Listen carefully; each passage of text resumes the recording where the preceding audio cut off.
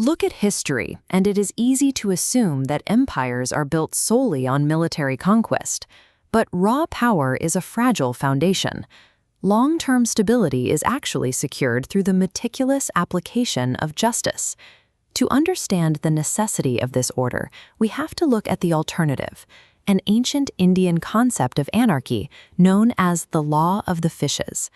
This describes a primal state of nature. In the absence of a governing authority, the strong possess the unrestricted freedom to devour the weak.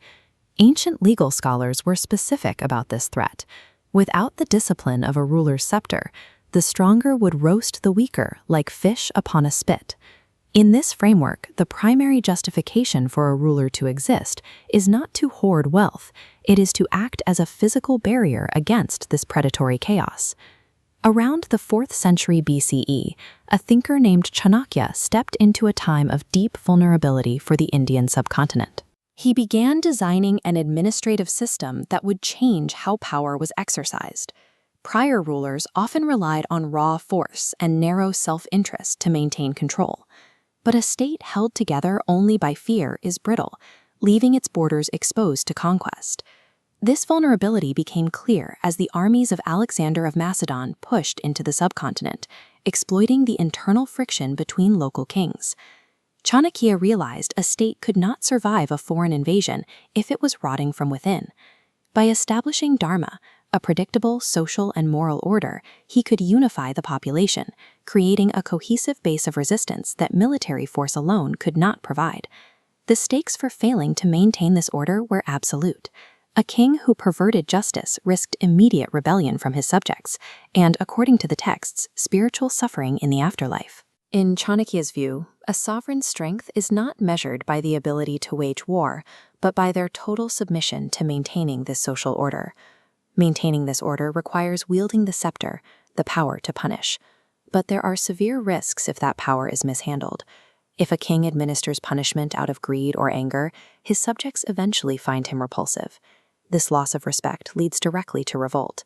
However, if he is too lenient, leaving the law unenforced, he becomes contemptible. This allows anarchy to return to the state. The Arthashastra seeks a precise center point.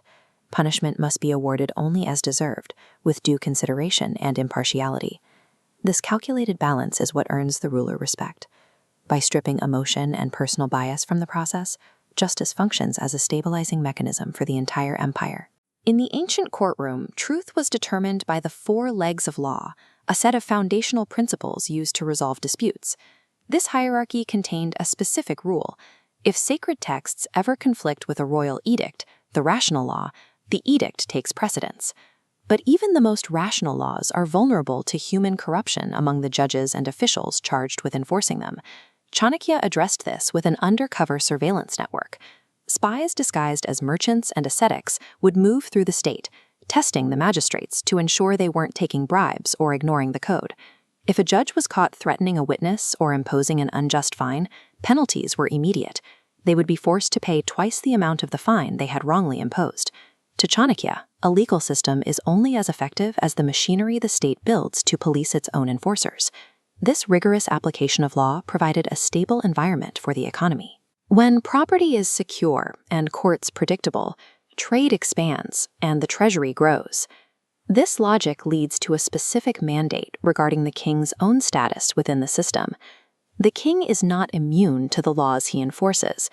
If he accidentally punishes an innocent person, it is treated as a crime against the state. The Arthashastra requires the king to find himself 30 times the unjust amount, offering the money to Varuna, deity overseeing the conduct of rulers. This requirement demonstrates that the king is not the final authority. He is a servant to the law, which acts as the state's true sovereign. This architecture of balanced punishment and absolute accountability provided the foundation for a resilient empire. It raises the central question: what is more durable than an army, more valuable than a treasury, and more powerful than a king? The answer is the meticulously applied rule of law. Wealth can be spent and armies can be defeated, but the stability created by impartial justice outlasts the individuals who enforce it. Chanakya helped build an empire that stretched across the subcontinent. But his enduring contribution is the concept that no crown is heavier than the law it serves.